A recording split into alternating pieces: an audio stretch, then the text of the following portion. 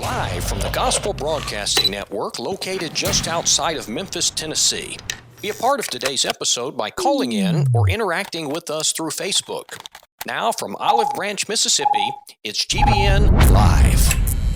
Good evening. It is good to have you with us tonight for GBN Live. My name is Don Blackwell. I'm the Executive Director of the Gospel Broadcasting Network, and I am sitting in as the host tonight in place of Mike Hickson. He is out doing a gospel meeting, and I'm honored to get to fill in for him. I have with us tonight two guests, two brothers in Christ. We have Brother Randy Collum, who works with the Pinevale Children's Home in Corinth, Mississippi. He has been there for about 6 years. And I have Brother Robert Williams, who is an elder at the Parkway Village Church of Christ here in the Memphis area. We are so glad to have both of you with us tonight. This evening, we're going to be talking about the subject, the importance of benevolence. And of course, that is important, but before we discuss the importance of it, I want to begin with this question: what is benevolence? Randy, could you speak to that and define it for us? Sure. You've got your standard dictionary definition, which is something like showing or motivated by sympathy to understand and show some sort of a generosity to someone. And that usually includes either monetary gifts of some sort to make up for something that someone's missing, or it could be just your time. In fact, if we change that to more of a biblical definition, a lot of times you'll find it described in the Scriptures as mercy and grace even being extended to someone. Or if you use a definition like charity to describe benevolence, if the American Standard Version taught us anything, is that charity and love are basically the same thing. And so to show benevolence to someone is really to show them love, and as a Christian, it would be to show them Christian love of some sort. Sure. We want to invite those who are watching to be a part of the program tonight, and you can call in and talk to us live and interact with us if you'd like to ask us questions. The number is 888-805-3390, 888-805-3390. You can email questions if you would like to do that, and we will answer them. GBNLive at gbntv.org. And if you're on Facebook watching, you can actually type messages on Facebook, and they will send those to us, and we can interact with you. We would love to have you participate and be a part of the program tonight. Sometimes when we talk about the work of the church, we say that it is threefold. Mm-hmm. We say that there is evangelism, edification, and benevolence. Mm-hmm. Of course, evangelism has to do with preaching the gospel, reaching out to those who are lost. Edification has to do with the building up and strengthening the saved or the church, and benevolence really would apply to the church and the lost, right? Mm-hmm. So when we talk about that tonight, I want to begin and ask this question. We define benevolence. Brother Robert, can a church be a faithful church of Christ, a church belonging to Christ, if it doesn't practice benevolence? No, I don't believe it can, because benevolence, again, is one of the three pillars that we often talk about that represents the work of the church. And as you look at benevolence, you see that benevolence is kind of interwoven into the Christian character, similar to love. It's not love, but benevolence is one of the attributes that we should always demonstrate. And when it comes to Christianity without love, it's an ugly thing. Same thing, Christianity without benevolence, it becomes an ugly and unattractive thing to the world. So I think that, it's impossible to be faithful and not practice benevolence. Sure, absolutely. Mm-hmm. A couple of Bible verses to support this. Acts 20 and verse 35, Paul said, I have shown you in every way, mm-hmm. by laboring like this, that you must support the weak. He said, and remember the words of the Lord Jesus, that it is more blessed to give than to receive. But it's interesting, he said to Christians, you must support the weak. You labor so that you can support the weak, and it's more blessed to give than to receive. And to the individual Christian, 1 John 3 and verse 17, but whoever has this world's goods and sees his brother in need and shuts up his heart from him, how does the love of God abide in him? It's tied to what you just said, and that is love and benevolence go together. If you have the love of God, you're going to help those who are in need. Randy, you're involved in a work that is really full-time benevolence, is it not? Well, as much as it can be. It depends upon benevolence, both from congregations of the Lord's church as well as from individuals. And it's a means for the church to be benevolent itself through the work we do there with the children. But we tie that with those other pillars. We tie that with evangelism to not only the families of the children we care, but for the children also, and try to show them the love of Christ. Can you tell us about the children's home? Tell us what you do and about the work, and maybe even how someone could support the work there. Sure. The children's homes are all different in flavor. You have very institutional type homes sometimes. Obviously, a person can have children in their own home at times, and all those are needed. The children's home at Pinevale in Corinth, where I work, is sort of an in-between. We help take care of children that don't need the level of care of going to an inpatient type facility, but what's happening with them at home is not working. We stopped a few years back working with any kind of government intervention, and now everything we do is a work of the church with these children, so that we put Christian parents, a set of parents in each home, and those children that come in are able to see what a structured Christian home looks like. With that, they work their way up through a progression of responsibilities, and through those responsibilities, they see what the consequences are for those. And we like to show them good consequences. When you follow, and we would say God's word, when you follow the things that are good and right, then you get what is good and right. And so we want them to learn that. And a lot of them have seen that. They've never been exposed to any kind of church, much less the Lord's church. And so that's what we have strived to do. Now, when we stopped doing that with the government, it did cost us a great bit of our income, which meant we had to kind of lower the number of children we could help. But it really opened the door up for what we could do with them, as far as the way we taught them and the way we encouraged them in the Lord, and the things we did with them. Even we have them reading Muscle and a Shovel right now and going through it, and so they are getting a full exposure, not just to Christ, but more, I think, just as important, to His church, because I can't separate the two of those in the work that we do. But our support right now is 100% from the churches, about half from congregations, about half from individuals that are mostly members of the church that want to see this work continue. And so anybody that would like to be a part of that, we're easy to find. It's the PinevaleChildren'sHome.com. We make it simple. If you can remember the Pinevale Children's Home, you can remember the PinevaleChildren'sHome.com. And from there are plenty of links on how to donate, how to learn more about the work, and contact numbers there to call me directly, and we can sit and talk and have anybody by that'd like to come see that work and be a part of it. So, and when I think about children, I can't help but think about Jesus in Matthew 18, suffer little children to come unto me. Sure. For such is the kingdom. Jesus was concerned about children. And then in the book of James 1:27, he said, pure religion, is to visit the fatherless and the widows, fatherless in their affliction. So definitely our children are a good focus for benevolence, and it's something that's supported scripturally. Yes. In fact, as you go through, in the Old Testament and in the New Testament too, but especially in the Old Testament, I find where when God talks about the care you give to others, He talks about it as the stranger, the poor, the fatherless, and the widows. Those are always included in those that God is concerned with. And I very much think He's concerned with it because He's concerned with it. Right. Those are, when we think about mercy and grace as a form of benevolence, how much mercy and grace did God show us? And if we are His children and we're supposed to be His representation here on this earth to those that are lost, how much more mercy and grace should we show to them? That's right. Yeah. It's interesting. You mentioned James 1:27, that pure religion and undefiled before God and the Father is to visit the fatherless and widows.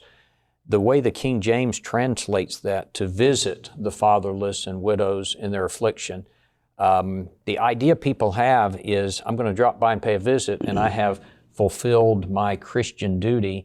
What does that word actually mean when he says that we're to visit the fatherless and widows? He's actually talking about providing for the needs of those who are guideless. It may be material. It also may be a spiritual guide. to those two, Yeah. the guideless. Mm-hmm. Yeah, that's right. And it really carries with it more the idea of caring for them, doesn't it? Right. The original language. In fact, if you go back to Isaiah, in Isaiah, he is talking to the Israelites, he tells them about how wicked they had been and what they needed to do to get right with God.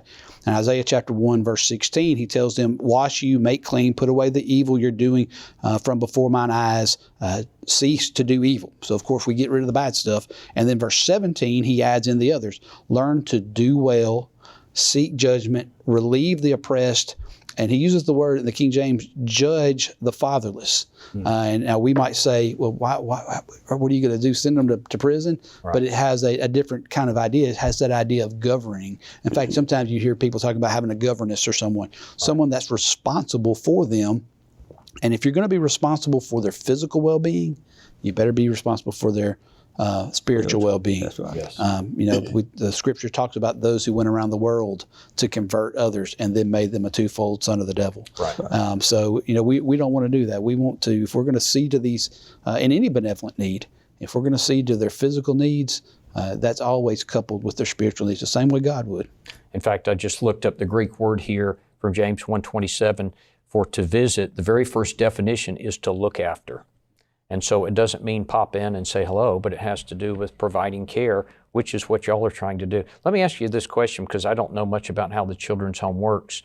I'm assuming that the children that would come into the home, are they not Christians? Does it make any difference whether they're Christians or not? In the time I've been there, and I've been at Pinevale for about 6 years now, I have only had 2 children that have come in that were members of or children of members of the church before. Right.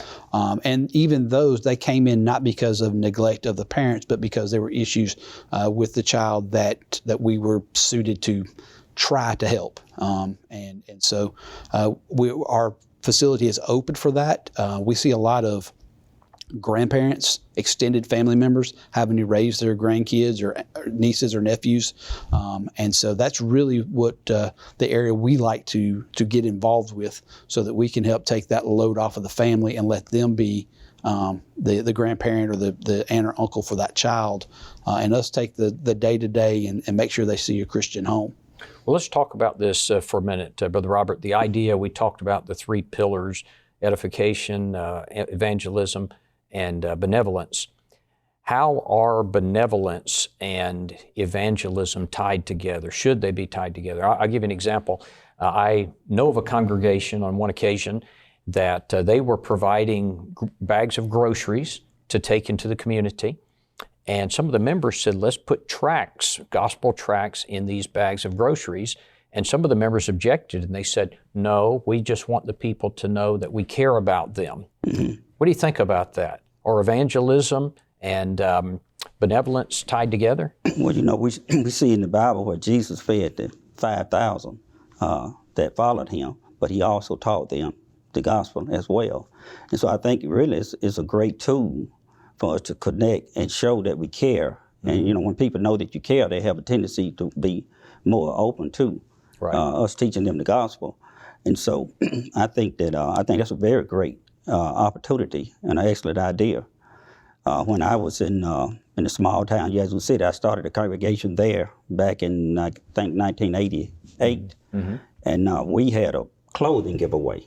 And we would have people from the community come, and we would give them clothing that we collected from congregations as far as Missouri. And using it, we set up Bible studies through that. Yeah. I was out visiting Brother Melvin Sapp a few years ago, and I was very impressed with the program that they have. Yeah. They have a food giveaway. Yeah. And people come in and they watch a video for 15 minutes, and they give them food, or I think it's about a monthly event. So I think that those are excellent tools to connect and show the community that we care not only physically but spiritually about. I know Brother Melvin. I used to preach near him in South Carolina, mm-hmm. and went out and worked with him on several occasions. And as a side note, he's now trying to get a double lung transplant and is in need of benevolence. He's needing some brethren to help him with the cost of that. Mm-hmm. And if anyone's interested in finding out about that, if they'll reach out to us, we will let you know how you can help Brother Melvin Lee raise the money that he needs for a double lung transplant. He's been a faithful soldier of Jesus Christ, and we certainly would like to help that brother with those needs. But you're right, benevolence is a door to evangelism, to teach people, because if they come in and see that we care, then they're going to be interested. If we care about their bodies, we care about their souls. It opens the door for them. And Randy, what y'all are doing really is a door to evangelism, right? Because you bring in these children and you're working on teaching them as they're growing up, and you're caring for them, right? Sure. I mean, there are ways we could handle a lot more children, that we could feed them, we could clothe them, we could make sure they got to school.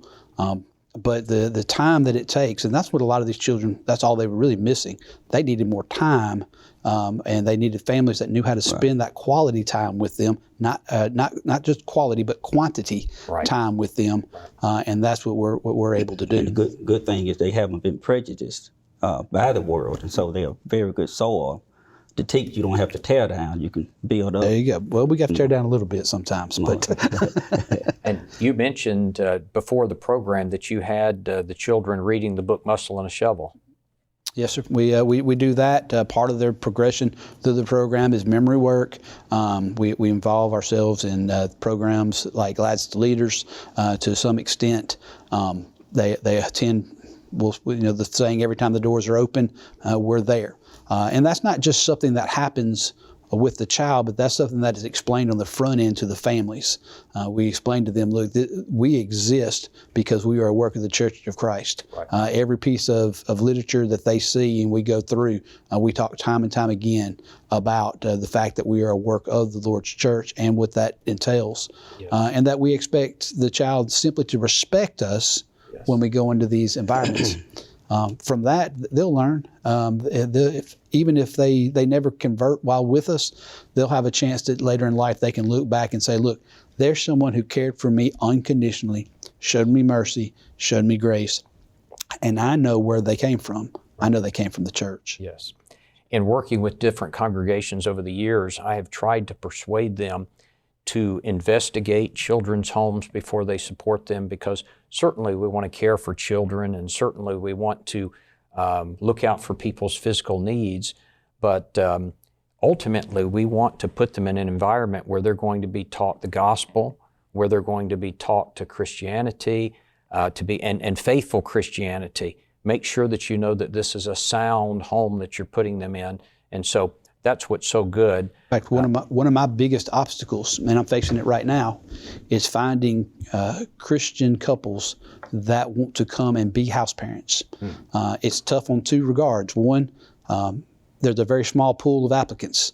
There are a lot of, the church is not growing by leaps and bounds necessarily. Matter of fact, I think at the Spiritual Sword, I think I saw some slides from Brad Harrop about how many the Lord's church is losing every year, and it was kind of sad. But when you only hire faithful members of the Lord's church, your pool is kind of small. And the people I put in that house, I want to be able to put my own children, and that's the way I make my decisions. Would I put my own two girls in this house with a Christian couple? Right. Now it requires sacrifice. I thought I knew what blessed are the poor in spirit meant until I met a house parent. Yeah. It's not a job. It's a lifestyle. It's a commitment to this benevolent work. And as such, you don't always see the fruits of your labors in the immediate. Yeah. You have to know that later. That's what they're going to see, and that we're doing. We mentioned Matthew 25, I think earlier, or either we did that before the show.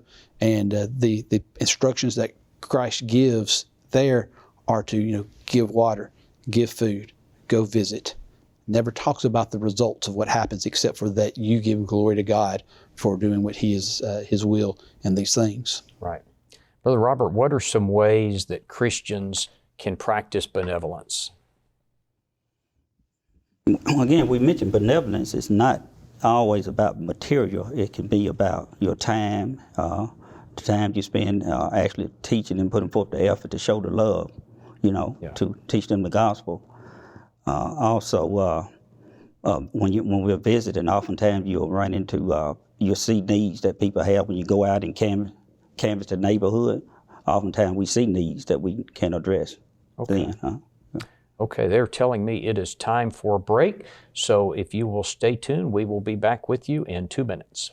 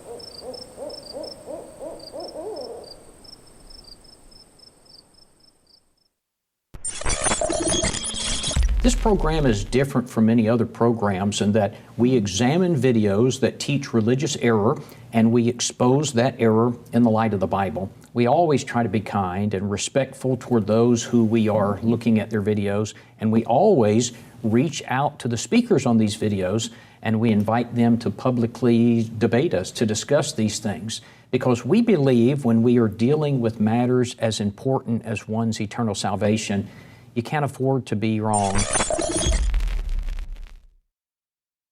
Thank you for tuning into GBN Live. If you have a question related to tonight's topic that you would like to have answered, please call 888-805-3390.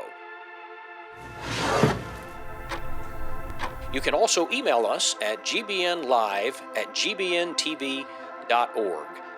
Follow us live each week, and we will do our best to get them answered on the air. Now back to the program.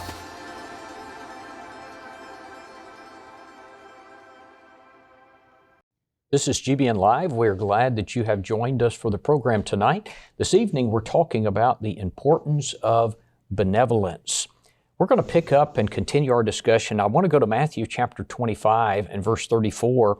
This is actually a scene from the Day of Judgment.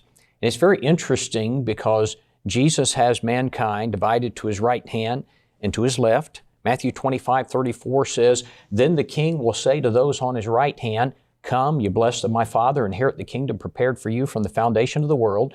For I was hungry, and you gave me food. I was thirsty, and you gave me drink. I was a stranger, and you took me in. I was naked, and you clothed me. I was sick, and you visited me. I was in prison, and you came to me.'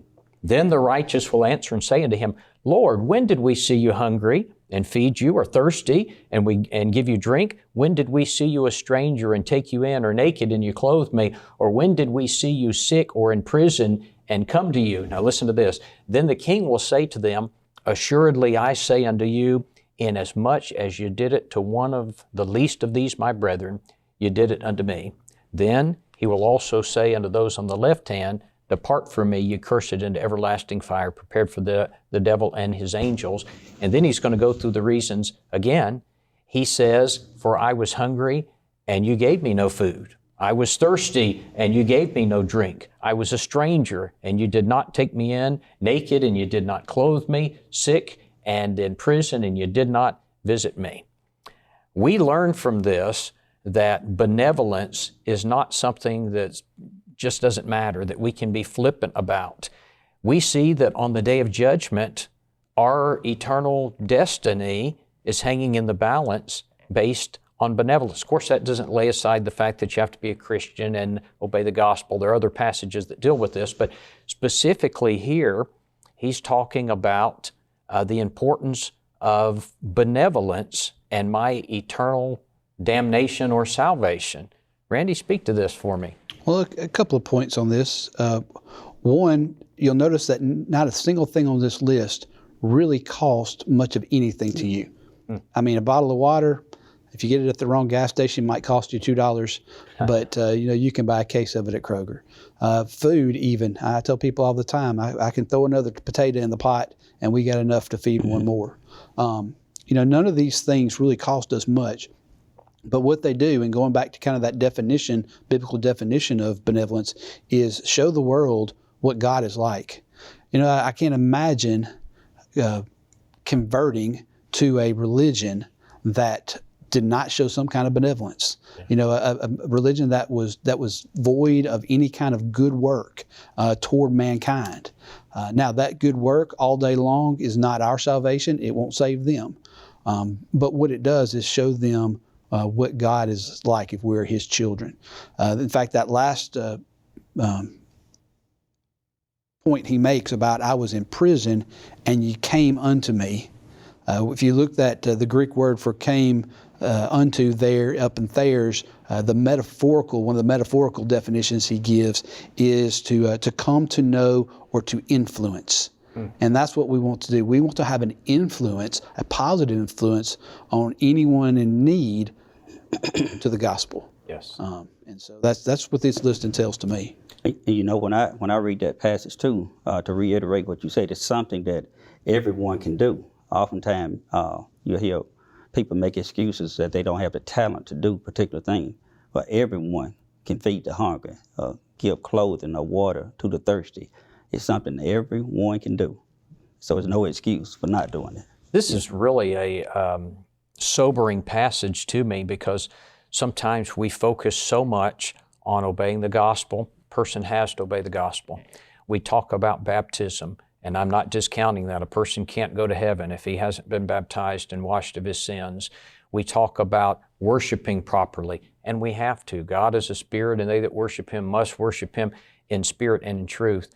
But if we don't get this part right, we'll lose our souls according to this. And so a Christian could become so pharisaical, he could become so legalistic that he gets the plan of salvation right, he gets the doctrine right, and he loses his soul because really this is about love, is it not? Right. If he doesn't practice love for his fellow man. And so I think that's the emphasis on this passage. Here's the day of judgment, and he says, some of you are going to go to hell. Why? Because you didn't take care of your fellow man. That's very sobering. It's very scary.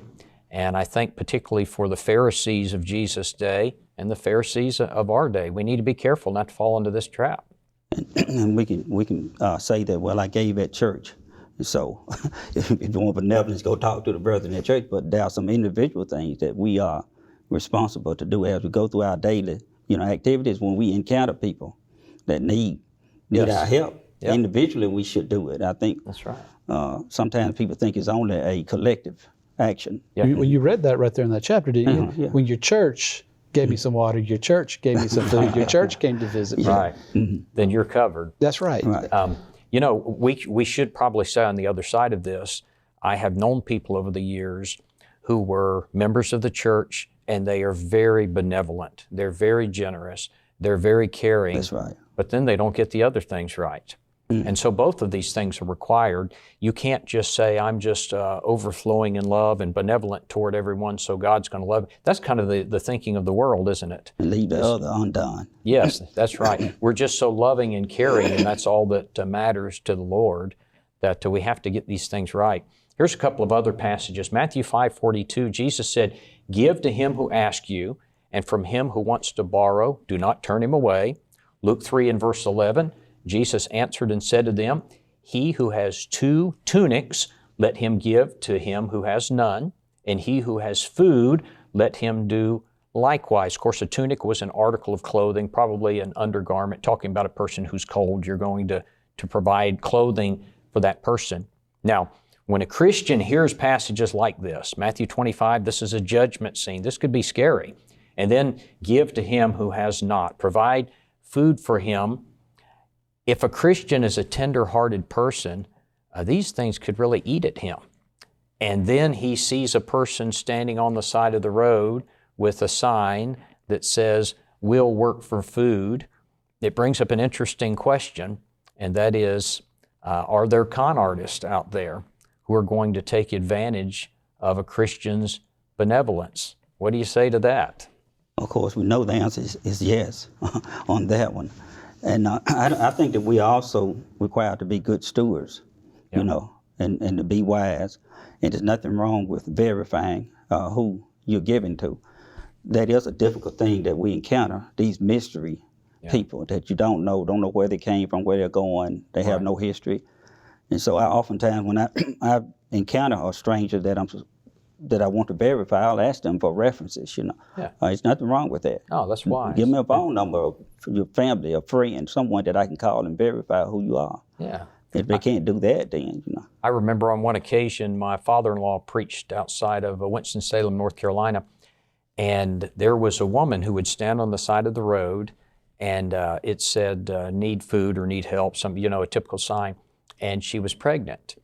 And some of the locals said that they started noticing she was always pregnant. And as the years passed, she was continually pregnant. And it finally dawned on people that this was part of her scheme. She had realized that a pregnant woman's going to get more money. So people like that are out there. And like you say, a Christian's got to be a good steward and to check into those type things. And the thing is, people like that have a tendency to hurt legitimate people. Yes. Because it causes us to be suspicious. Yes, that's right.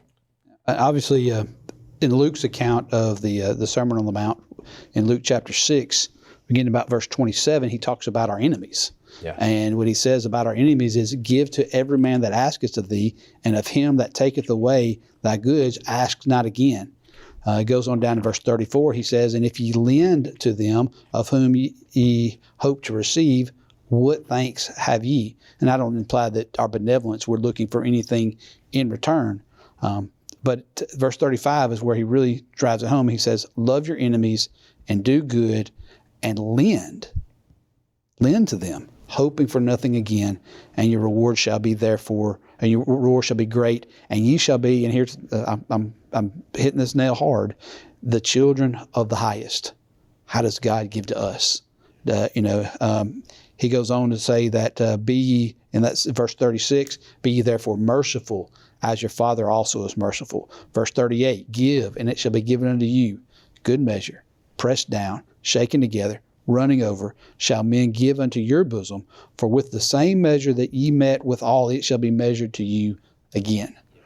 Imagine if that, and this is purely hypothetical, and I know very well from the children I deal with and the families I deal with, the psychology of someone like this.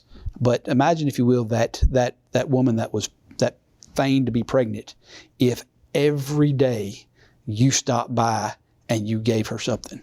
Every day you stopped by and gave her something. And maybe you left a track with it sometimes, maybe you didn't. Maybe you asked her to a Bible class or to worship, maybe you didn't. But every day you stopped by, and one day she was in such a real need, she wanted to know who to go to. You've showed her an influence, and who knows, that may come back, pressed down, shaken together, running over. That the influence you've had on her, even knowing. In fact, sometimes I find that the people that we help, that I'll tell the children, I know you're lying because your lips are moving. Mm-hmm. But if the people that you help, that they know that they're not, we'll call it legitimately in need, those are the people that maybe have an actual response positively to the gospel, because they know that you help them even in that way. So you're kind of leaning toward, if you're going to err, let it be on the side of giving. Yes. If you're able to do it. Yes, and obviously we all have our limits of how far we can go with that. Mm-hmm. And anything I would say that was anti the gospel of Jesus Christ, or didn't contribute to the work of the church or give God the glory in some way, is maybe past where we need to go with it. You mentioned something that just triggered a thought with me. Something that people view in the world as benevolent frequently would be something like the Salvation Army. And they would think, I can give through that means to help people, but many people may not realize that the Salvation Army is a religion. Right. And so when you are supporting or giving through the Salvation Army, then what ends up happening is even if they give all of it, the glory of that is going to go to this denomination. And we've got to be very careful of that. Christians don't need to do that sort of thing. Right. Which is always why I advocate, if within your means, to personally be benevolent to someone personally, even more so than organizations a lot of times. Yeah, and you were mentioning, as you were talking, I thought about Matthew 6:20 about laying up for yourselves treasures in heaven rather than upon this earth. And you're doing that sort of thing. As you're giving, it's costing you money, but you're laying up for yourselves treasures in heaven. When will this come back? It's Matthew 25 at the judgment scene, when the Lord is going to say, you've done this unto the least of these. That's right. You know, we would say that person that's the con artist is sinning by what they're doing. But Peter wrote in 1 Peter 4:8-9, and above all things have fervent charity. Now, King James uses the word charity among yourselves, for charity shall cover the multitude of sins. So, and I'm, like I said, I'm not saying that everybody you should let just take advantage of you, but err on the side of grace and but a mercy. Christian is going to be taken advantage of at times, even when you're practicing good stewardship. And I want to talk some more about that in just a minute. But we are going to be taken advantage of. I can remember when I was preaching in the church at North Charleston that we would try to screen people. We didn't want to just give money to people who were going to misuse it, but sometimes they would get us. But I believe we still laid up treasures in heaven because we were doing what we thought was best. We were trying to use good judgment. People fool you sometimes. And they may mean it for evil, but God would take it, make it turn out to the good in your life. Yes, for our part, yes, that's right. If you would like to be a part of the program tonight, we would love to have you join us. The number is 888-805-3390. You can call in and ask a question and leave it with the person answering the phone, or you can call and interact with us. We would love to talk to you live. You can email us at gbnlive@gbntv.org or interact with us on Facebook. And we've got folks watching our Facebook page. And if you want to type in a question, they will pass it along to us that we can deal with on the air. I want to talk a little bit more about this idea of a Christian practicing good stewardship. I remember on one occasion that I was in Charleston, South Carolina, where I grew up, and I preached for several years. And I had walked outside of a Kmart, and a man stopped me, and he said, I need some money. He said, because my fan belt's broken on my car. And I said, well, where are you from? He said, well, I'm traveling from Texas, and I'm going to, someplace up north. And I said, why are you going through South Carolina? That's really out of your way. And he had a story. And I said, can I see your Texas driver's license? He said, oh, I forgot my license. I said, you're traveling from Texas to this location and you forgot your license? And he said, yes. And I said, well, where's your car? And he said, oh, it's several miles down the road. And he said, why are you asking me so many questions? And I said, because I just want to make sure you're legitimate before I help you. I'll never forget what he said to me. He said, are you a Christian? And I said, yes. He said, then your job is to give money to the people who ask. He said, what I do with it is between me and the Lord. And I said, well, I don't want you to take my money and go out and buy alcohol. He said, if I do that, God's going to hold me accountable. Your job is to give me money. Wow. I was stunned. Wow. I've never heard someone make such a blatant comment as that. We do have to be good stewards. I asked him, can I take you to your car? And he refused. And so I finally got in my car and I drove off, and I felt like I had not in any way failed in my Christian responsibilities. Because the Lord does have some qualifiers in the Bible. I was thinking about, there are qualifiers to so many things. I think about one that gets abused oftentimes is Matthew 7 and verse 1, judge not that you be not judged. And people misuse that, and they'll say, well, we can't judge. You're a Christian, you shouldn't judge me. But there are qualifiers on that, right? Right. And people use, when you talk about works, people want to go to Ephesians 2 and verse 8, that we are not saved by works. But there are qualifiers. It's a certain type of work. And even on benevolence, there are qualifiers, and we talked about some before the program relating to taking care of widows. And Randy, you mentioned some of that from 1 Timothy 5, did you not? Well, sure. The 1 Timothy has those qualifications of the age of the widow and the work that she has done, even including several benevolent acts that Paul includes in there. This is the work she should have done if she wants to be a part of this. And so it's almost you can't wait until you get in the situation and then come in and say, "Oh, now I don't want to give, but I want to receive all that benevolence." Let me read that. 1 Timothy 5 and verse 9 says, "Do not let a widow under 60 years be taken into the number, and not unless she has been the wife of one man, well reported of for good works, if she's brought up children, if she's lodged strangers, if she's washed saints' feet, if she has relieved the afflicted, if she has diligently followed every good work." It's very interesting that the Lord would lay out these qualifications to help this woman, but He said, here are some qualifiers, and that is, this is a woman who has been faithful in the service of the church. So there's a lot of us that might not qualify. That's true. But, That's true. You know, I think it's worth pointing out that the qualification there, what the church would be doing with that widow, is taking on a full responsibility for her. That's right. And so that wouldn't disqualify her from, hey, if I know she's without food, I can take her food. If I know she needs to get to somewhere, I can go take her somewhere. Yes. The same with like the individual you spoke with, and it seemed like that's what you tried to do was let me see to your need, not just hand you money. Yes. And we mentioned all the things in Matthew 25. None of these cost money. They just take your time. Yes. What do the children need at the children's home? They need your time. Yes. And so there are lots of ways we can go about filling those benevolent needs. I preached down the road here in Ashland, Mississippi when I first got out of preaching school. And we had a habit, if someone came by and needed gas, we said, go down to this gas station, tell them you're from us. If you need food, they'll give you a meal. They'll give you, put gas in your car, and we'll pay the bill. Or go down to the grocery store if you're from the community, and they know to let you have so much worth of groceries, and we'll cover the bill.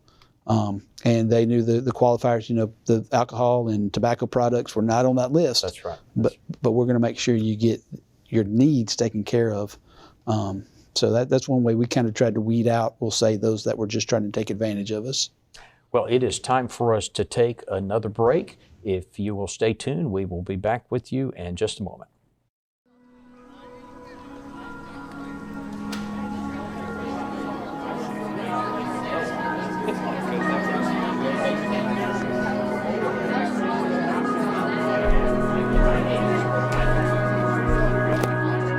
So how do you know whether your Bible has been corrupted? You know, the youngest part of the Bible is about 2,000 years old. It's an old book. And it came from Greek, went into Latin, and then to English. So it's kind of like the game telephone, right? So how many of you know why we can actually trust the Bible? Anybody think it's been corrupted? Anybody want to maybe try to explain this one to us?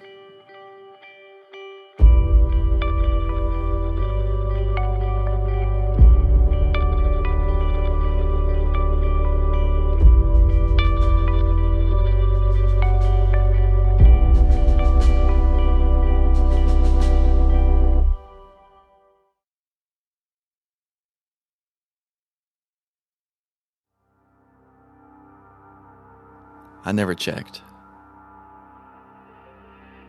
to see if the things I'd always believed were in there. So test everything. We examine videos that teach religious error, and we expose that error in the light of the Bible. Because we believe when we are dealing with matters as important as one's eternal salvation, you can't afford to be wrong. Jesus basically said that the only way that you're going to go to hell is over his dead body, so to speak. Right? Yeah. Mm-hmm. Yeah, people say that, you know, over my dead body. Yeah, literally that's what he did. You can watch the latest episodes after tonight's show. To find out more, visit gbntv.org. Welcome back to GBN Live. Tonight we're talking about the importance of benevolence. We spent a few minutes tonight in Matthew chapter 25 talking about the fact that benevolence is actually one of the things that is going to be brought up by the Lord on the day of judgment, and that a man could be a faithful Christian in other ways. He could have obeyed the gospel. He's a baptized, faithful believer in his attendance. He worships properly, but he doesn't practice benevolence and could lose his soul. That's how serious the subject is that we're talking about, and we emphasize that because we're talking about the importance of benevolence. In fact, we were even talking about during the break that sometimes maybe we underemphasize this in the Lord's church, but it's so very, very important. Could you imagine being faithful to the Lord and then on the day of judgment hearing the words, "Depart from me," being on the left-hand side of God because you did not practice benevolence? And so each of us needs to look inside and ask ourselves these questions. Am I doing this? In fact, it's been sobering to me to make me stop and to think about this. As we're talking about giving benevolence, we talked about some qualifiers. We even looked at 1 Timothy 5 about bringing a widow in to be taken care of by the church. But one thing that comes up oftentimes when you talk about benevolence is 2 Thessalonians chapter 3 and verse 10. The Bible says, "If a man will not work, neither should he eat." And so practicing benevolence toward a person to some degree depends on why that person has the need. Mm-hmm. Let's say the man's lazy and he doesn't want to work. Brother Robert, should we support that man? I don't think so. And that is something that I have commonly seen in my ministry, where there are people who come along and they basically want to use the church as a means of supporting them because they refuse to work, make excuses for the work that's available. And I would even extrapolate that even to preaching. Sometimes people preach just for the money, not really caring about the church, and so they'll move from one congregation to another sometimes just for a paycheck. And I think that's abusing the church. Mm-hmm. It's interesting, he doesn't say if a man cannot work, neither should he eat. He says if a man will not work, neither should he eat. So the Lord makes a distinction. If there's an able-bodied man and he's just lazy and would decide to just mooch off of the church, then we're not to help him. So the Lord actually is requiring us to make some kind of a judgment about him, isn't he? Well, if you go back and consider the things he gave in the Old Testament, particularly in Leviticus chapter 19 and then again in Leviticus chapter 23, he talks about how to take care of those poor is to leave the edges of your field unpicked. Right. Don't pick all the grapes off the vine, leave some. It didn't say you pick it all and then you go give some to the guy who's not working. That's right. They've got to then come in. You consider in the book of Ruth where she had to come in and glean from the fields. And the gospel's the same way. You know, the Lord has really done all of the work for us. He's provided the grace and the mercy. But there's still a part of it that we have to do. You know, we wouldn't qualify it as a work that merits the salvation we have. So it's still benevolent to us to get to have salvation. But it can't be had without us, you know, hearing, believing, repenting, confessing, and being baptized. And so it goes back, I'll hit the nail again, it goes back to showing the character of God the same way He showed to us mercy and grace. We show that to our fellow man. I love the example of gleaning the fields because it was benevolence. The person left this, the fruit, the wheat, whatever it was in his field, and it's something that if he had gleaned it himself, he could have sold and made money, but he left it. It was benevolence, but they still had to come in and work hard. If you read the book of Ruth, she had to work very hard to acquire this. So it was more than just a handout. When he says in 2 Thessalonians, if a man won't work, neither should he eat, to get that benevolence, that man did have to work for it. And that is an important distinction. You know, I remember someone telling me on one occasion after Hurricane Katrina several years ago that he and a group of individuals had gone down to help with the cleanup. And I think that's a good thing to do. But he said it was interesting because they took their tools and they went into some of these houses and they were tearing out the sheetrock, and it was damp and moldy, and they were working hard. And he said some of the able-bodied men who owned these houses would lay on the porch and watch them work. Wow. I think that relates to what we're talking about here. I think that's it, exactly. If a man won't work, neither should he eat. Mm-hmm. And we can make judgments. Sometimes we're going to be taken advantage of because you don't know, but there's sometimes that it's clear, and that would be an example of what we might call bad benevolence. Mm-hmm. I don't know if this ties in exactly to that, but in Hebrews 13, 15, and 16, the writer says, "By him, therefore, let us offer the sacrifice of praise to God continually, that is the fruit of our lips, giving thanks to his name. But to do good and to communicate, forget not." That word communicate carries with it the idea of a fellowship.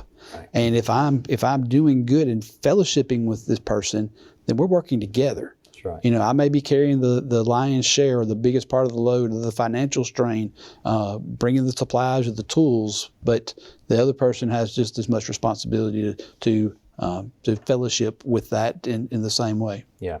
I think this is it's a good discussion, because sometimes people have the idea that as a Christian, if you see someone in need, you just indiscriminately give money. But I think the idea in the Bible is there is some judgment involved in this. You try to investigate it. That's why over the years I have tried to, rather than just give to the man on the street corner, I've actually tried to give to individuals that I know, that are members of the church. What I found is in investigating those things, you find lots of people who are in need that you can legitimately give to, that you absolutely know is there. Of course, you're going to run across people sometimes, and sometimes you just have to go out on a limb, and as we said, sometimes you're going to be taken advantage of. It's interesting, several years ago, there was a news program by John Stossel. Is he still around? I don't know. But John Stossel had done a program where he went out on the road and he investigated people who stand on the corner and ask for money.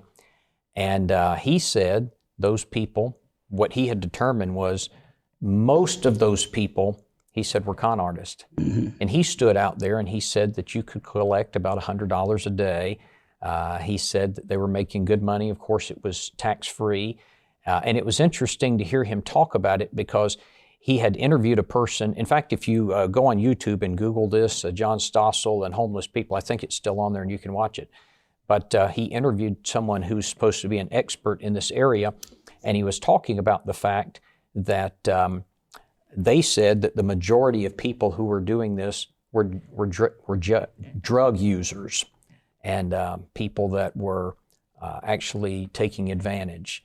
That has always left an impression on me. What am I saying with that? I'm not saying don't ever help somebody like that, but I'm saying Christians need to be good stewards, and we should investigate to the best that we can, because there are good and righteous people. There are people that we can help legitimately. I don't want to give my money to someone, as you said, when they would come, they would go to the gas station, they could get gas, but they can't buy beer. Right. Yeah. One thing that we haven't mentioned, and just as kind of a word of caution, and it comes from the work that I do now, is a large portion of those that we would see as homeless in today's society right now are that way because of mental health issues. And even some people that in the past I have, wrongly probably, said, hey, they're just lazy. Yeah. I find out later that they have a mental health situation that I'm not aware of. Because all that, you can tell if somebody has lost a limb or something, but you can't tell what's going on inside.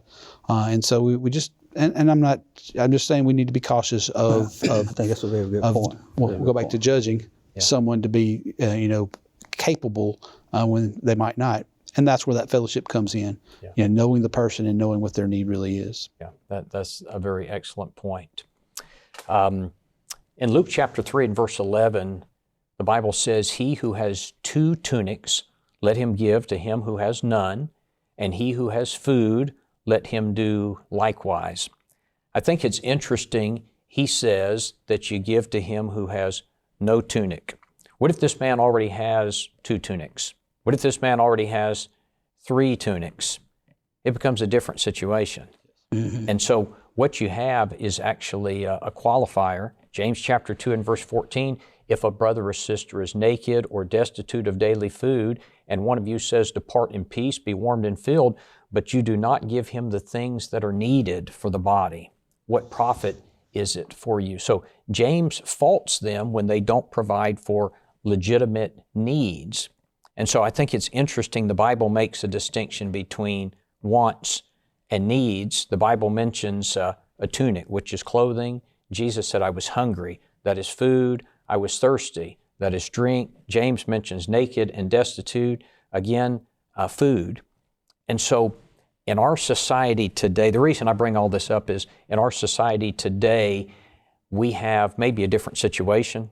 We have people who might be on government handouts for food, and yet they're driving a fancy car and they have 2 color television sets in their house. Brother Robert, how do we deal with this sort of thing?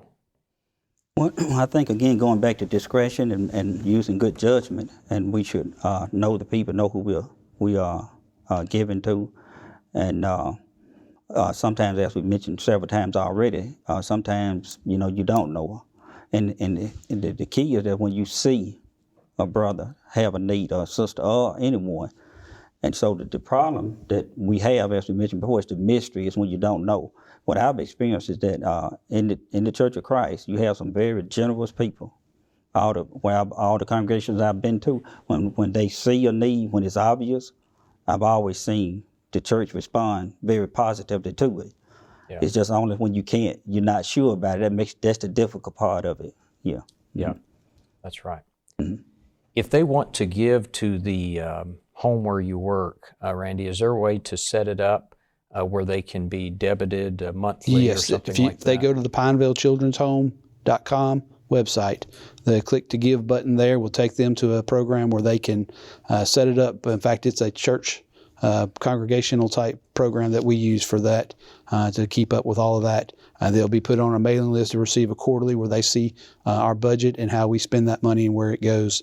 And we're very transparent to talk and help anybody be aware of what we do and how that money's used. And is there a way that they can be aware of the children, meet the families, the children that they would be supporting? The families usually not so much. We do have opportunities at different times where they can come in and see the children. They provide gifts. We have people that come down and do birthday parties. So they're aware of the children and how many, and as that changes, and it's always fluctuating. But they're able to come down and meet them as well. All right. Well, brethren, it has been good to have both of you on the program tonight. We appreciate so much the work that you're involved in with the Children's Home, the work that you do as an elder, and elders' work certainly involves benevolence. The most important thing always is that we want people to go to heaven. If we can reach out to them through benevolence and teach them the gospel, we have accomplished the greatest thing in the world, and that is to obey the gospel of Jesus Christ and that their soul may be saved eternally. We want to thank you tonight for joining us on GBNLive, and we'll hope that you will join us again next week. Good night. This has been GBNLive. Thank you for watching.